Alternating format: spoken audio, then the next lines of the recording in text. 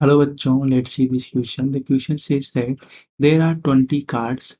10 out of these cards have letter T printed on them. Okay. The another 10 have letter T printed on them. If the three cards are picked up at random and kept in the same order, probability of making word IIT is okay. So let me discuss the key concept here.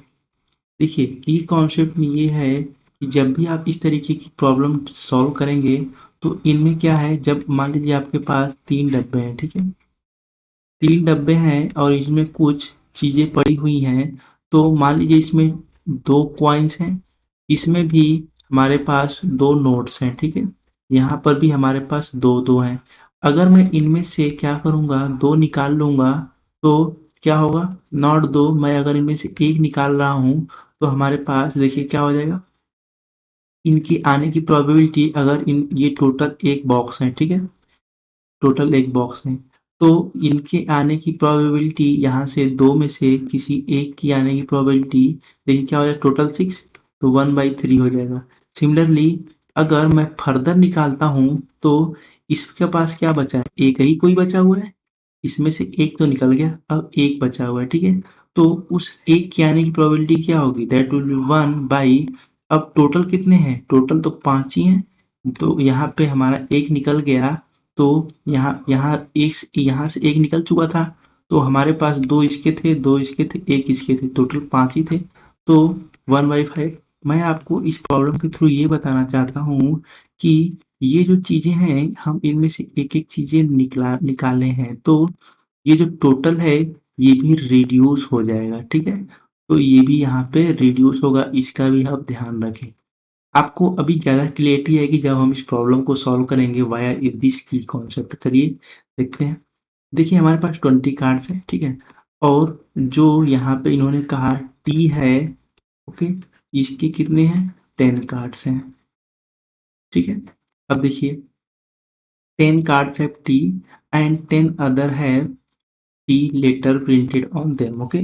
तो यहाँ पे जो हमारे पास है, इन्होंने कहा कि 10 जो है हमारे पास टी है और 10, ओके। तो यहाँ पे देखिए एक चीज मिस प्रिंटेड है, ये हमारे पास आई होगा, ठीक है? तो इसे आप आई कर लीजिए, ये हमारे पास टी नहीं, ये आई दिया हुआ है, ठीक है? तो एक हमारे पास आई है, ये दिस इज बीइंग एड आई, सो लेट्स करेक्ट इट। हमारे पास 10 कार्ड्स आई के हैं और 10 कार्ड्स टी के हैं, ठीक है? तो अब देखिए एक हमारे पास ये रहा और ये हमारे पास आई के 10 कार्ड्स रहे। इन्होंने कहा कि हमें किस ऑर्डर में लाना है, IIT, ठीक है? देखिए इस वाले आई को सेलेक्ट करने का प्रोबेबिलिटी अगर मैं आपसे पूछूं तो आप क्या कहेंगे, दैट विल बी, यहाँ से 10 में से मैं क्या कर रहा हूँ, सेलेक्ट कर रहा हूँ, टोटल कार्ड कितने हो गए 20 इंटू, अब इस वाले आई के सेलेक्ट करने की, अब हमारे पास आई कितने हैं, केवल 9 बचे आई हैं, 9 अपॉन ये क्या हो जाएंगे, तो अब टोटल कार्ड कितने हैं हमारे पास 19 ही है, 19 इंटू, अब टी को सेलेक्ट कीजिए, टी हमारे पास कितने हैं 10 और टोटल कार्ड कितने हमारे पास 18 ही बचे हुए हैं, क्यों, क्योंकि हमने 2 अभी निकाल लिया है, तो ये हमारे पास रिक्वायर्ड प्रोबेबिलिटी आ रही है, ठीक है?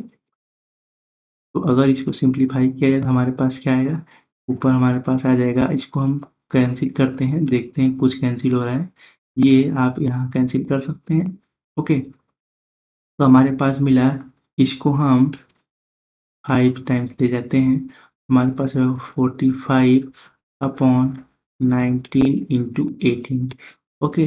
तो ये भी कैंसिल होगा, दैट इज 3 से कैंसिल हो सकता है, तो ये 1 5 और ये 6, तो इसको फर्दर 3 से ये 5 और ये 2, हमें मिल रहा है 5/38, तो ये मिला। चलिए ऑप्शन देखते हैं ऑप्शन में अवेलेबल है या नहीं, तो 5/38 बी ऑप्शन में दिख रहा है, so B is our final answer for this problem, okay?